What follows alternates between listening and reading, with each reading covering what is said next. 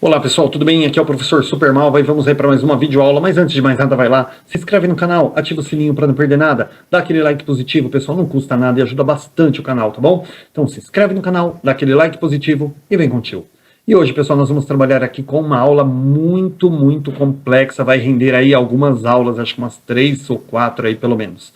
Então, vamos para a primeira parte, né? Que é a educação especial na perspectiva da inclusão escolar. A escola comum inclusiva, da Edilene Aparecida Ropoli. Eu não sei se é Ropoli ou Ropoli, tá? Vai ficar Ropoli aqui na minha concepção. Então, vamos lá. Educação especial na perspectiva da inclusão escolar. A escola comum inclusiva. A inclusão... Gente, primeiramente deixar bem claro que tudo que eu vou falar aqui é a visão da autora, tá bom? Senão às vezes eu começo a passar aqui, as pessoas falam assim, poxa, esse cara aí tá pensando tudo errado. Olha, é sempre a visão do autor, tá? Isso aqui eu sou um mero intérprete da visão do autor, tá bom? Então, a inclusão, ela rompe paradigmas que sustentam o conservadorismo das escolas, contestando os sistemas educacionais em seus fundamentos. A inclusão, pessoal, questiona a fixação dos modelos ideais, a normalização de perfis específicos de alunos e a seleção dos eleitos para frequentar as escolas, produzindo com isso identidades e diferenças, inserção ou exclusão. Então, pessoal, quando a gente fala de inclusão escolar, a inclusão ela se refere a alunos com deficiência física, com deficiência mental, com deficiência intelectual, tá? A gente deveria incluir a deficiência de caráter também, né? Que aí nós incluiríamos o país inteiro praticamente. Então, pessoal, a inclusão, ela rompe esses paradigmas de conservadorismo da escola, né? A escola como um formador uma formadora de elite, como sempre tem acontecido. A inclusão, ela questiona essa fixação de modelos ideais. Qual que é o modelo ideal da educação? Alunos perfeitos, alunos ali, sabe, que tem acesso à internet em casa, que nós podemos trabalhar de formas mirabolosas aí, sabe, operando milagres na sala de aula. Então, a inclusão, ela vem questionar esse tipo de modelo de escola, tá? Colocando ali, produzindo aquela questão da inclusão e da exclusão, ou seja, a identidade de diferença, sabe? Os alunos da elite, os alunos da plebe. O poder institucional que preside a produção de identidades e das diferenças, ele define como normais e especiais não apenas os alunos, como também as suas escolas. Então, o poder institucional que sempre existiu, pessoal, ele tem aquela coisa da escola regular e a escola especial ali para os alunos especiais, ou seja, assim, olha, eu lembro, você pega, por exemplo, aquele filme Forrest Gump, tem uma cena lá que narra uma passagem que teve nos Estados Unidos, em que os negros, pelo menos, não eram aceitos em universidades de brancos. Acho que nem era aceito em universidade, eu não sei ao certo. E no Forrest Gump tem uma cena lá que teve aquela manifestação, e quando uma aluna negra, ela estava entrando na universidade, o pessoal xingando ela, no filme ali, cai o livro dela, o Forrest Gump pega e corre para entregar para ela o livro. Então, assim, a mesma coisa acontece aqui no Brasil, né? Sobre muito tempo, aquela questão das crianças com deficiência mental, com deficiência intelectual, elas não eram aceitas nas escolas regulares, tinha que ter a escola especial ali para elas, tá? Que era a escola que ia ensinar o básico do básico do básico. Ou seja, elas não tinham condição de ter uma aprendizagem, não tinha chance de ter uma aprendizagem igual aos alunos chamados normais. Os alunos das escolas comuns são normais e positivamente valorados. Os alunos das escolas especiais são os negativamente concebidos e diferenciados, tá? Então é o modelo aí, a imagem que sempre foi construída no nosso país, tá? Então, os alunos das escolas tradicionais, da escola regular, são os alunos normais. Os outros ali são aquelas palavras horríveis que a gente ouviu a vida toda. Os sistemas educacionais constituídos a partir da oposição, os alunos normais e alunos especiais, eles sentem-se abalados com a proposta inclusiva de educação, pois não só criaram espaços educacionais distintos para seus alunos, a partir de uma identidade específica, como também esses espaços estão organizados pedagogicamente para manter tal separação, definindo as atribuições de seus professores, currículos, programas, avaliações e promoções dos que fazem parte de cada um desses espaços. Ou seja, pessoal, os sistemas educacionais constituídos, eles criaram uma separação não apenas dos alunos, mas de tudo ao redor da escola. tá? Por exemplo, tem um espaço ali da criança especial, com aqueles brinquedos apropriados para ela, tem um espaço ali, tem o parque ali para as crianças chamadas normais, porque aquele parque ali tem um monte de brinquedo que o especial não pode ir, porque o especial vai se machucar, porque ele não sabe brincar com aquilo. Então separou espaços, né? A brinquedoteca, tem a brinquedoteca das crianças normais, tem a biblioteca das crianças especiais, a brinquedoteca, desculpa, das crianças especiais, tudo ali na própria escola é separado. Então, essa segregação, ela não é só referente aos alunos, mas referente a tudo na escola. E também, pessoal, quem não foge disso é o currículo escolar, tá? As atividades, as programações, as avaliações, os métodos de trabalho, tudo isso é separado, inclusive os professores, porque quando eu entrei, por exemplo, na Prefeitura de Guarulhos, nós tínhamos o professor regular e o professor especial, que dava aula para classe especial. Inclusive o professor especial, gente, ele ganhava até mais, porque ele tinha ali uma especialização a mais, tal. Então, assim, essa segregação, essa separação, pessoal, essa discriminação não era só em relação aos alunos, mas em relação a todo o contexto escolar.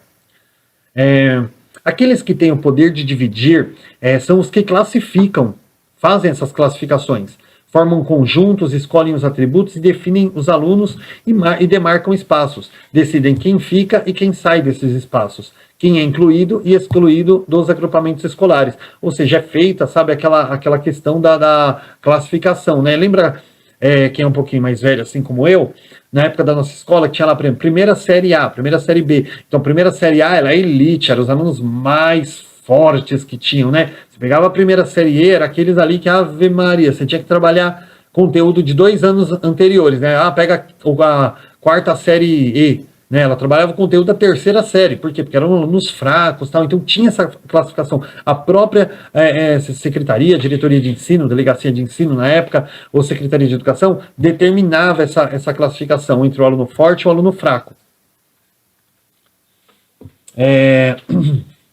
Ambientes escolares inclusivos, eles são fundamentados em uma concepção de identidade e diferenças, em que as relações entre ambas não se ordenam em torno de oposições binárias, normal, especial, branco, negro, masculino, feminino, pobre, rico.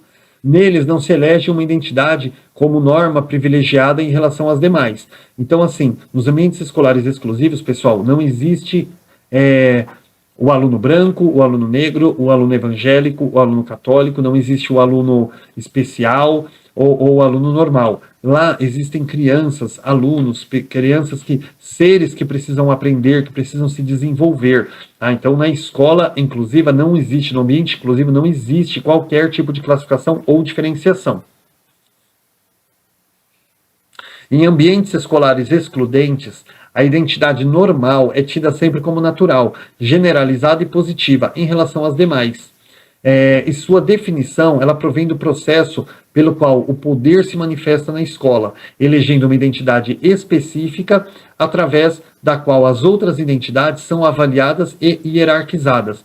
Então, assim, pessoal, nessas escolas que trabalham a exclusão, que procuram, que tem aquela resistência com a inclusão escolar, ela tem aquela coisa assim da identidade normal, ela é a padrão, né? Nós temos que batalhar, nós temos que defender e se basear nela.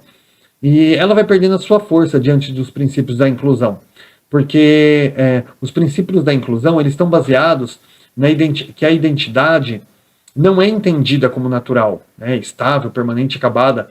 A identidade, ela é uma coisa a ser construída, ela é a ser construída como ser humano, não como ser normal ou especial ou deficiente, tá?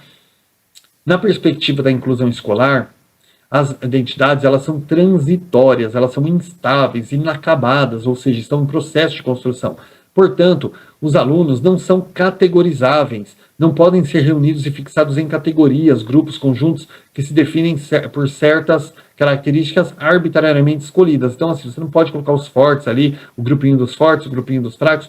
Aqueles filminhos adolescentes dos Estados Unidos que tem aí para os mais jovens, sempre tem aquela coisa, né? Os atletas, aí tem lá o grupinho dos nerds, o grupinho dos intelectuais, e sempre tem o grupinho das líderes de torcida, e tem o grupinho sempre dos excluídos, que são aqueles que não se enquadram em grupo nenhum, tá? Você pode pegar, por exemplo, aquele filme, a série Divergente, da Veronica Roth, né, que foi transformada em filmes. A série Divergente, ela fala disso, que ela fala lá sobre aquelas 4 categorias e tem ali os sem facção, que são aqueles que não se enquadram em nenhuma das facções, né? Que era a facção da bondade, a facção da amizade, a facção da inteligência e a facção da proteção, que era, no caso, os da audácia, né? O pessoal da audácia era aquela facção que cuidava da proteção de todo mundo ali. E tinha os sem facção. E os sem facção eram aquelas pessoas que não se enquadravam em nenhuma das facções. Então eles eram desprezados, tá? E nas escolas, assim, quando a gente assiste aqueles filminhos americanos, tem aqueles grupinhos, né? Separados ali. Então quem não se enquadra naquilo não pode fazer parte daquele grupo, certo? E na escola, na perspectiva inclusiva, não existe esse tipo de identidade classificatória. A identidade ela é construída, então não pode ser, os alunos não podem ser fixados em categorias ou grupos específicos aí, de acordo com suas características físicas ou intelectuais. É incorreto, portanto, atribuir a certos alunos identidades que os mantêm nos grupos de excluídos, ou seja, nos grupos dos alunos especiais, com necessidades educacionais especiais, portadores de deficiência, com problemas de aprendizagem e outros tais. Então, você não pode atribuir a esses alunos a identidade de especial, ou seja, olha, tem que jogar ele naquele canto ali, tá? Não pode fazer esse tipo de coisa, ele tem que estar ali ter o mesmo direito de socialização e de aprendizado de qualquer outro aluno. É incabível no outro uma identidade normal, que não só justifica a exclusão dos demais, como igualmente determina alguns privilegiados, ou seja, né, aquele aluninho lá que o pai e a mãe é mais rico, ou que é um aluninho perfeito, ou aquela menininha que só tira 10 e tal. Não, você não pode classificar, né? É o melhor aluno da sala. Não existe melhor aluno da sala, todos são os melhores alunos da sala. E eu nunca aceitei, nunca gostei, e sempre coloquei assim para minha filha, né? Nunca, filha, não se preocupe com esse negócio de primeiro aluno da sala. Tá? Nunca gostei e graças a Deus nunca ouvi falar assim, ela é a melhor aluna da sala. Eu jamais me sentiria orgulhoso de saber que a minha filha é a melhor aluna da sala. Não existe. Eu quero que a minha filha ela seja parte de um todo. Não que a minha filha seja a melhor aluna, porque se ela sentir que ela é melhor que alguém, ela vai de repente começar a desenvolver aquelas personalidades negativas que a gente vê inclusive nos filmes aí, aquelas meninas que esnobam as outras, tal. Então assim, sempre procurei falar para ela, tá? Não se preocupe com esse negócio de melhor aluno da sala, isso aí não existe. Todos são melhores naquilo em que são melhores. Então não existe esse negócio de um é melhor que o outro, tá? Todos fazem parte de um grupo. Eu quero que a minha filha, por exemplo, faça parte de um todo, não que ela se classifique como melhor em alguma coisa, tá? Ela tem que ser melhor hoje do que ela foi ontem, mas não melhor que outra pessoa, isso aí não, tá bom? A educação inclusiva, ela questiona a artificialidade das identidades normais e entende as diferenças como resultantes da multiplicidade e não da diversidade, como comumente se proclama. Então é comum, pessoal, o pessoal falar assim sobre a questão da diversidade cultural, aquela coisa, mas não. A educação inclusiva ela não trabalha com diversidade, ela trabalha com diferença. Eu já vou explicar aqui para vocês a diferença entre diferença e diversidade. Só completar aqui, pessoal. Trata-se de uma educação que garante o direito à diferença e não à diversidade, pois assegurar o direito à diversidade é continuar na mesma, ou seja, seguir ou reafirmando o idêntico. Então vamos lá. A diferença ela vem do múltiplo e não do diverso. Tal como ocorre, por exemplo, na aritmética. O múltiplo é sempre um processo de operação, de construção, de ação. A diversidade ela é estática, é um estado estéreo. É um estado, né? Ela é estéreo. A multiplicidade é ativa, ela é fluxo, é produtiva. A multiplicidade é uma máquina de produzir diferenças, ou seja, ela avança para alguma direção. Diferenças que não são irredutíveis à identidade. Agora, a diversidade não, ela é estática, ela está ali, ó. Ser diverso é uma coisa que é da pessoa e não vai mudar. E a diferença não, é uma coisa que a pessoa ela pode se transformar ali, se modificar para melhorar ali o seu convívio. A diversidade limita-se ao existente. A multiplicidade se estende e multiplica, prolifera e dissemina. A diversidade ela é um dado da natureza ou da cultura. A multiplicidade é um movimento. A diversidade reafirma o idêntico, ou seja, aquilo que já existe. A multiplicidade, ela estimula a diferença que se recusa a se fundir com o idêntico. Então, assim, aquilo que é diferente, ele pode ser mudado. Aquilo que é diverso, ele é daquele jeito e vai continuar. De fato, a diversidade na escola comporta a criação de grupos de idênticos, formados por alunos que têm uma mesma característica, selecionada para reuni-los e separá-los. Ao nos referirmos a uma escola inclusiva como aberta à diversidade, ratificamos o que queremos extinguir com a inclusão escolar, ou seja, eliminamos a possibilidade de agrupar alunos e de identificá-los por uma de suas características, por exemplo, a deficiência, valorizando alguns em detrimento de outros e mantendo escolas comuns e especiais. Então, quando a gente fala assim, quando a gente fala da escola inclusiva como aberta à diversidade, nós estamos colocando que nós estamos reforçando que nós queremos extinguir o quê? A inclusão escolar, ou seja, assim, nós vamos eliminar a possibilidade de agrupar esses alunos. Nós vamos criar ali, eu quero um espaço para o especial, tá? Então ela não é aberta à diversidade, e sim à diferença. Atenção, pois, ao denominarmos as propostas, programas e iniciativas de toda a ordem direcionadas à inclusão. Insistimos nesse aspecto, dado que somos nós mesmos que atribuímos significado pela escolha das palavras que utilizamos para expressá-lo. Então, temos que ter atenção e cuidado quando nós formos denominarmos propostas, tá? Programas, iniciativas, sempre direcionados à inclusão. Tá? Por quê, pessoal? Nós somos nós que atribuímos significado. Então temos que tomar cuidado, porque muitas vezes nós vamos estar falando uma coisa na intenção de dizer outra. Vamos estar nos direcionando para uma situação pensando que estamos direcionando para outra. Vamos estar atrapalhando a inclusão pensando que estamos ajudando. Tá? Então temos que tomar cuidado aí, pensar bem na escolha das palavras antes de falar sobre inclusão. É por meio da representação que a diferença e a identidade passam a existir. E temos, dessa forma, ao representar, o poder de definir identidades, currículos e práticas escolares. Ou seja, é por meio de representar que a diferença e a identidade elas passam a existir. Né? Então, temos dessa forma, ao representar o poder e definir identidades, nós temos aí currículos e práticas escolares. Tá? Então, a partir do currículo, a prática escolar, a gente vai trabalhar a representação e dessa forma a gente construir aí a identidade dos nossos alunos. Deixa eu dar uma olhada aqui, pessoal. Tá. Vamos trabalhar o primeiro teminha, porque assim, essa aula está dividida por muitos temas. Então, assim, para a gente não começar um tema, quebrar ele e continuar em outra aula, eu vou procurar encerrar a aula aí um pouquinho antes, né? Para poder estar trabalhando um tema inteiro numa única aula. Mas dá para encaixar mais esse tema aqui nessa aula. A escola dos diferentes... escola dos diferentes ou escola das diferenças. A educação inclusiva, ela concebe a escola como um espaço de todos, no qual os alunos constroem o conhecimento segundo suas capacidades, expressam suas ideias livremente, participam ativamente das tarefas de ensino e se desenvolvem como cidadãos nas suas diferenças. Então, a educação inclusiva, gente, ela dá para a escola, pessoal, a oportunidade de um espaço de todos, né, no qual os alunos eles constroem conhecimento segundo as suas capacidades, tá?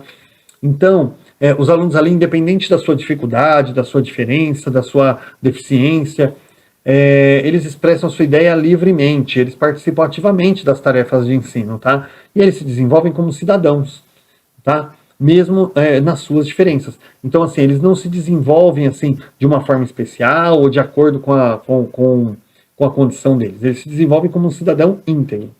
Nas escolas inclusivas, ninguém se conforma a padrões que identificam os alunos como especiais e normais, comuns. Todos se igualam pelas suas diferenças, tá?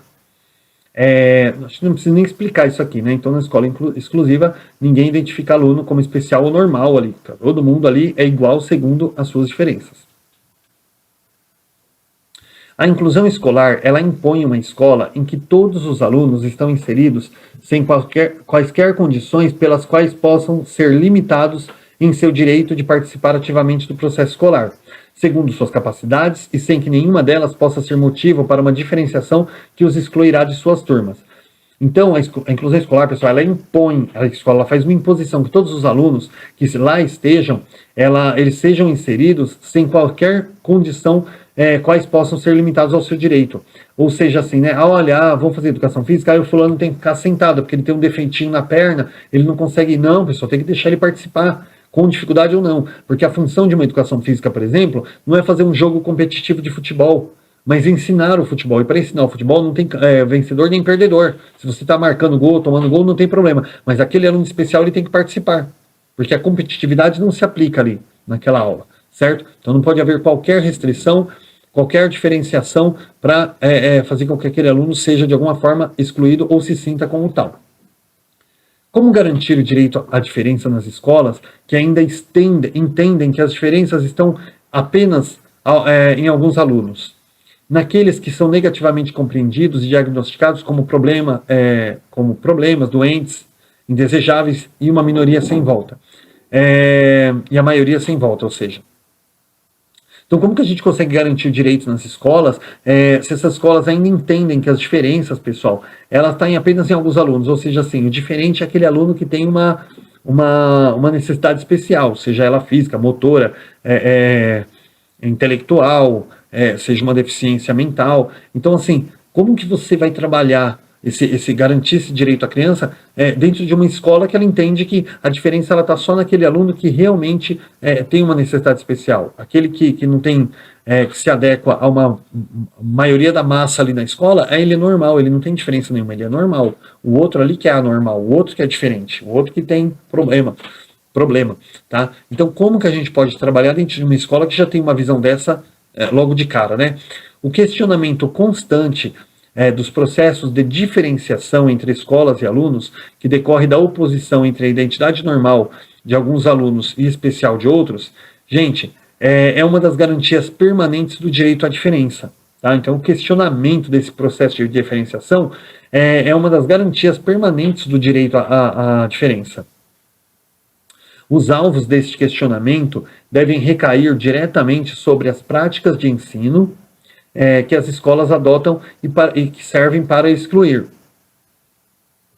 Então, assim, gente, quando você faz o questionamento sobre a diferenciação das escolas, tá? Essa questão do normal, especial, gente, nós temos que ir diretamente no quê?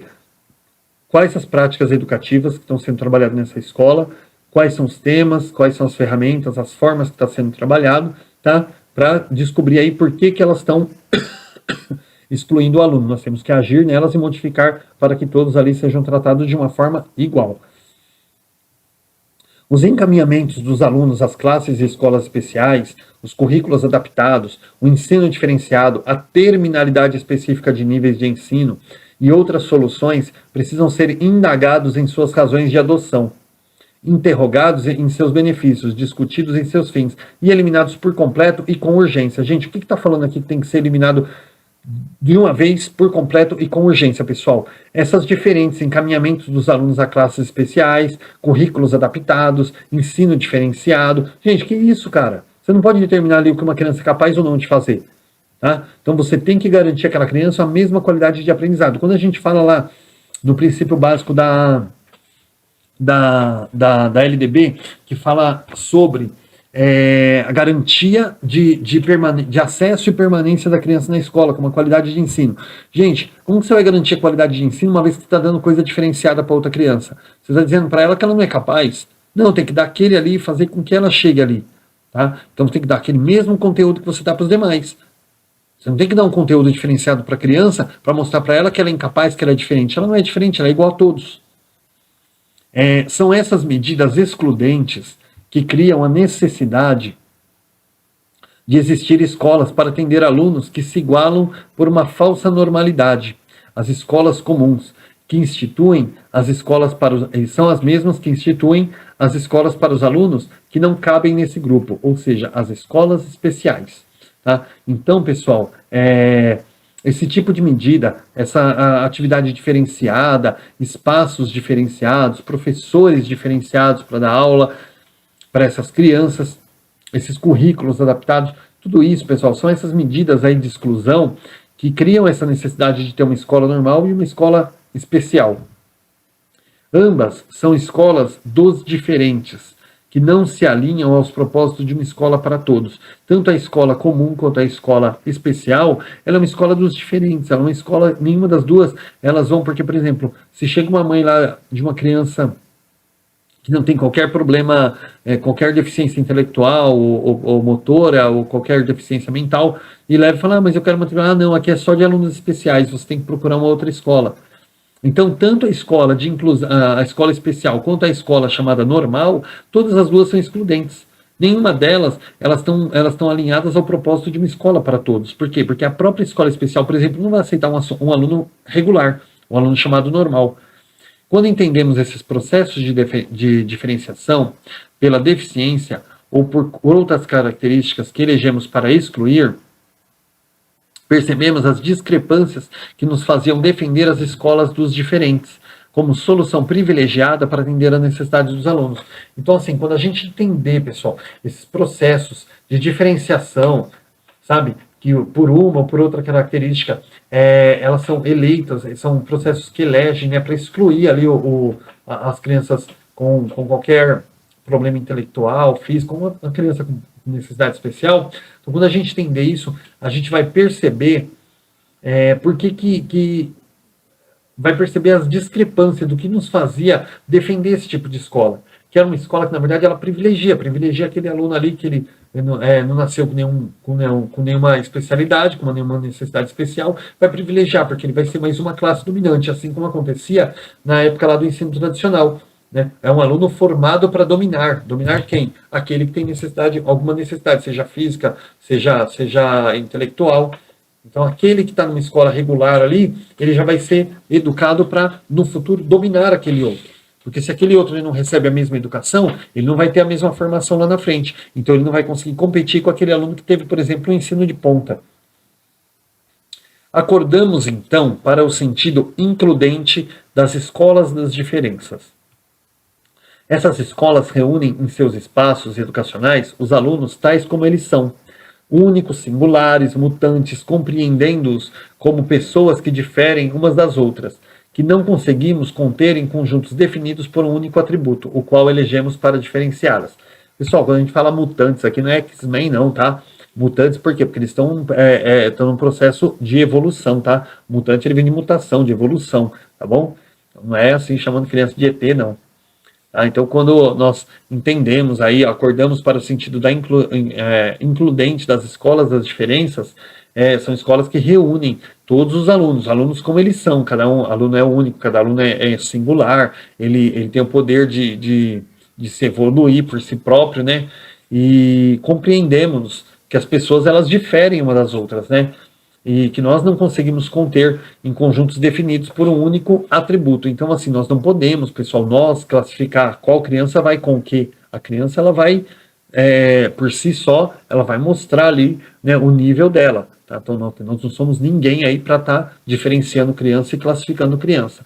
Então, essa foi a temática do Escola dos Diferentes ou Escola das Diferenças. Escola dos Diferentes é o quê? É a separação.